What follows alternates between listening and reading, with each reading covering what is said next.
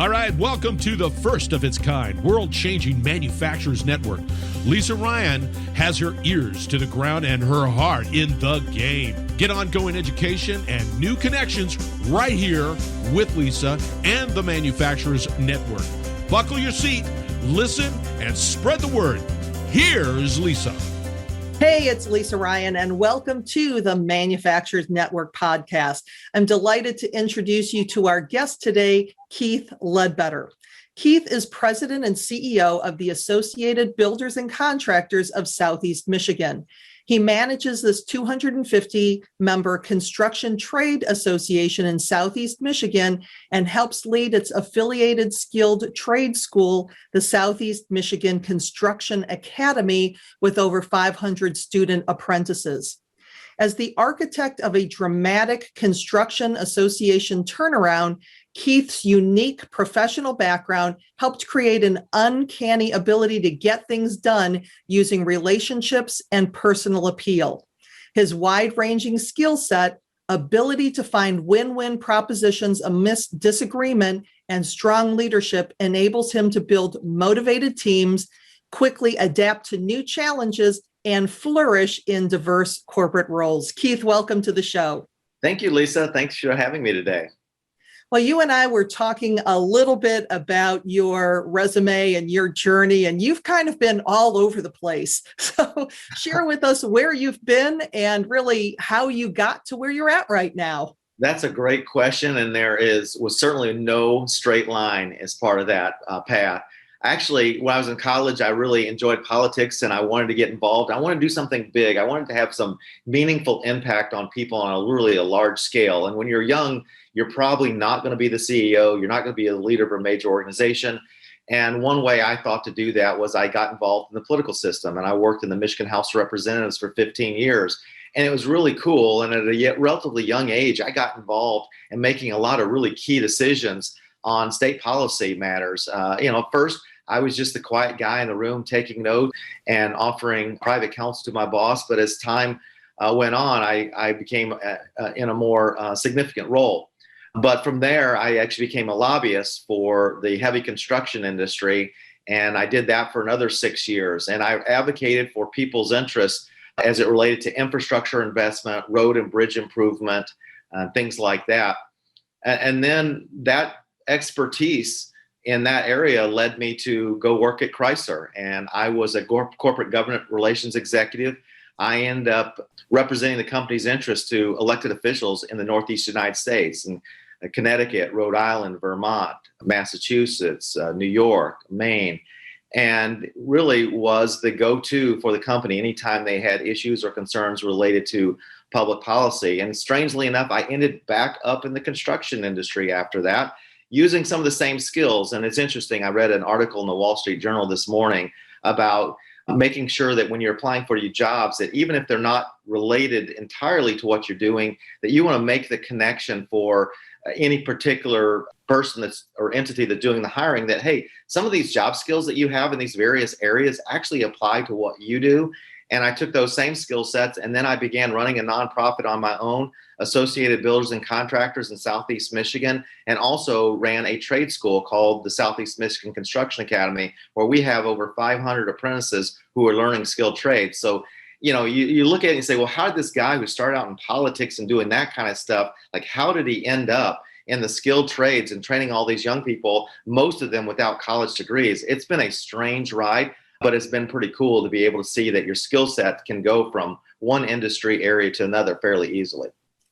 Well, and even when you joined ABC, it sounded like it was kind of a mess when you took it over, and putting some work into it and getting the right leadership team in place and just running it, taking what you refer to as a ragtag group of individuals and transforming them into a winning team.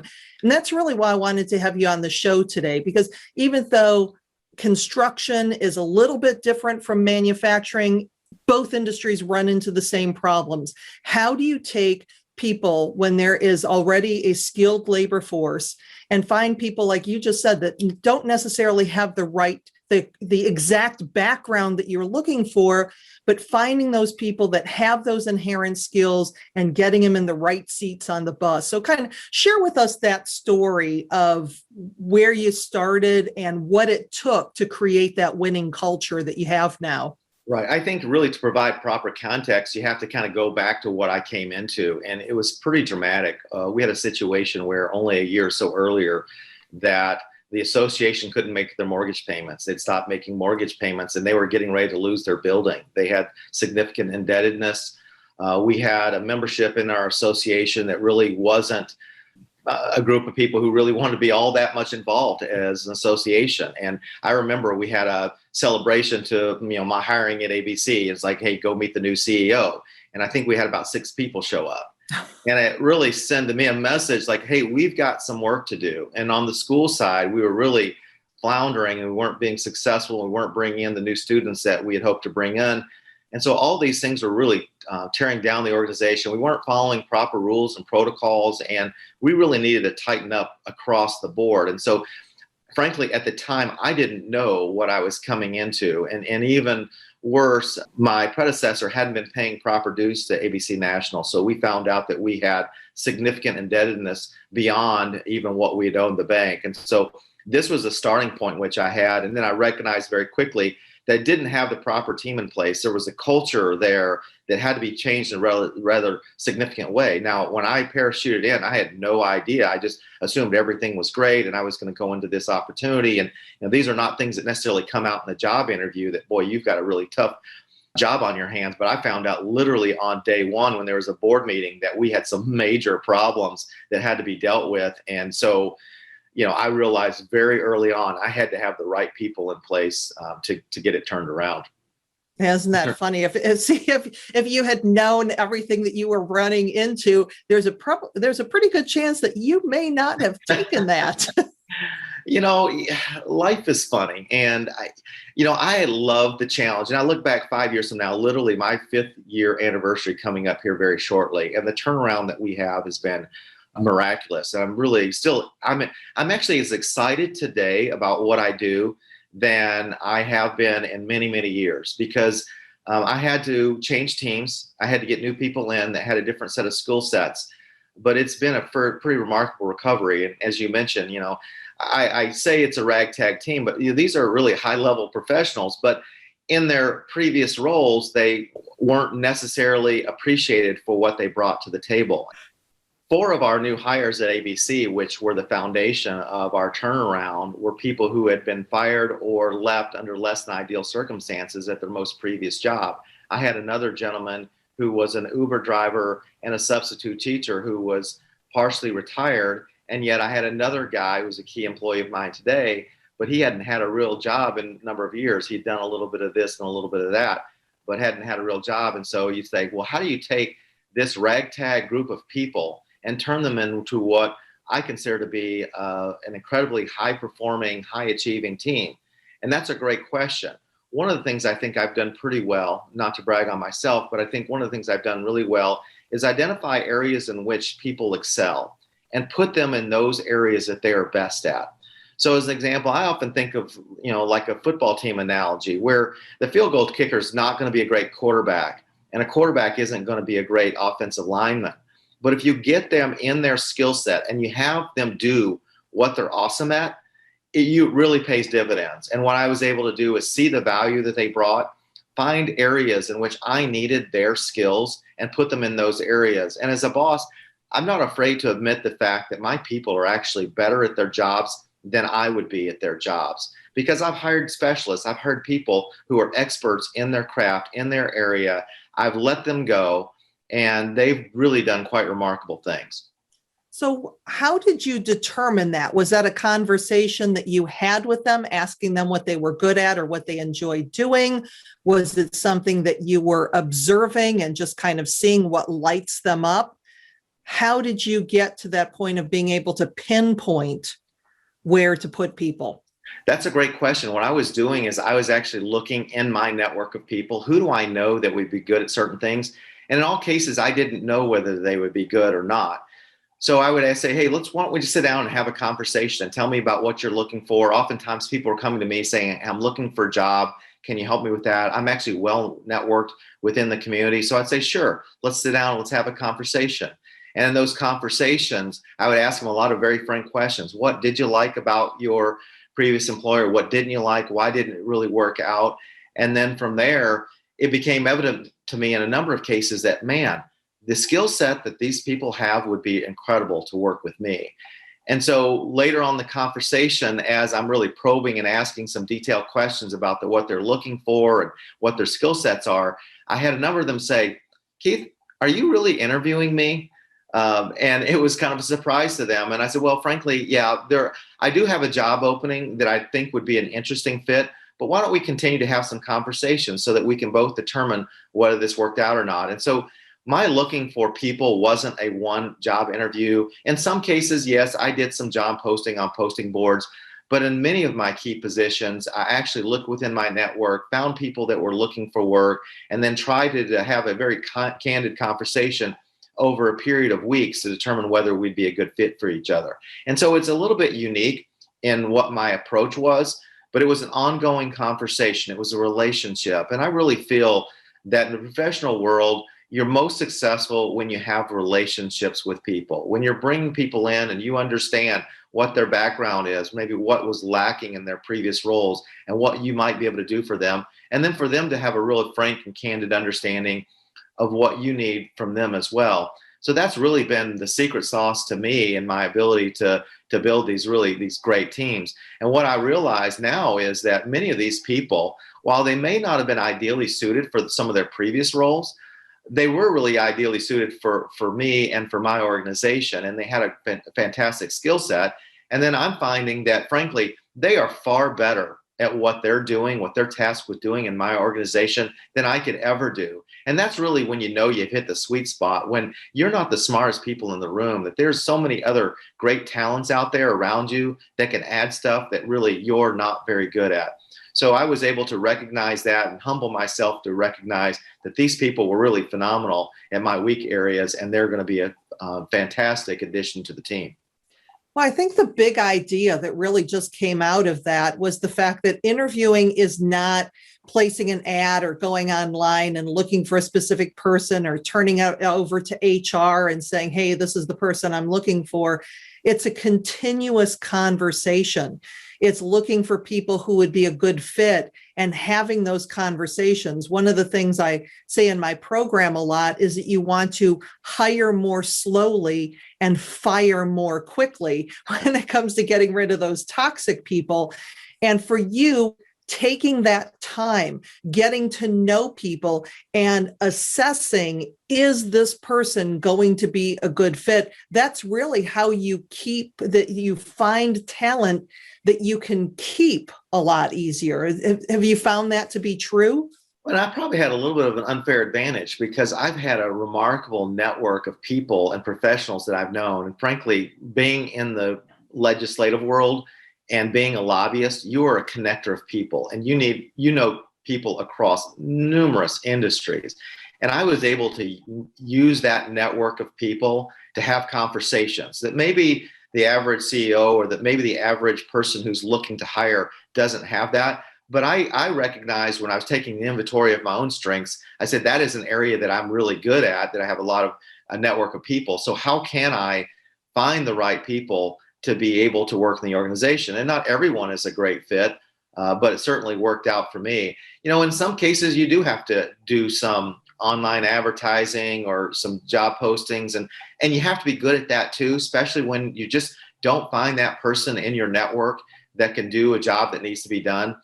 But again, I think really delving into the people and understanding them, understanding what they're good at, and having some really frank conversations. And it isn't a pointed conversation. You know, when people are nervous in a job interview, you really don't get a lot out of them. So the degree that you can early on break down those walls and have a really good personal conversation, get to know them a little bit more on a personal level. I really don't care all that much whether the people I hire are particularly skilled or have a background in precisely the job title and responsibility that I need them for. I want someone who's pliable. I want someone who learns. I need someone that has the basic foundational skills, whether it's a people person that needs to be out there selling or marketing, whether it's a person who is a financial guru, if it's a person who's very organizational in nature. I have needs across the organization in all those different areas. And some people will be phenomenal in one of those areas and very, very weak in another. I think the other thing also that I've done fairly well is I've taken people and I've hired them and I've told them, look, I'm hiring you for this role, but we're going to find out where you best fit within this organization. So this is not a stopping point for you. You're not limited to just this role. We're going to figure out what you excel at, what you're very talented at. We're going to put you in that role and we're going to make you incredibly successful. So I just say, look, bear with me for a little bit while we figure this out, while you figure out what you like doing here, what we figure out makes sense, how you can use those skills, and we're going to put you in that role. And it's been kind of a unique thing. And I think most new employees really like the idea that, hey, they're going to work with me, that if I get stuck in a role that I'm not really good at, it doesn't mean that I got to stay here, and we can have some ongoing conversations. So then once you've onboarded them, part of my strategy has been, let's have some conversations on an ongoing basis. How are you doing here? How do you like things? Are you having frustrations? And just, closing the door. So it's me and that employee having a really good conversation so that we could understand each other. And also it sends the signal that they know that they can reach out to me. Even if they have a direct report who is someone different than me, I really view my role as CEO is the guy who's sort of masterminding all of those relationships, putting them all together, have this tapestry that we put together that really utilizes the best of all people's skills and abilities. And that's been kind of neat. And frankly, it's been kind of fun. And I'm learning as I go. I don't have this all figured out immediately, but I have been able to really accumulate this great team and then also motivate them to stay with me and not just take off when we hit rough waters, because I also have high expectations of what my team is going to do. And sometimes I'm sure there's frustration. It's like I'm asking them for the impossible, but I want them to stretch. I want them to reach. I want them to really struggle to get the best out of themselves, because at the end of the day, if you do hire a high performing team, they want to know that they're high performing.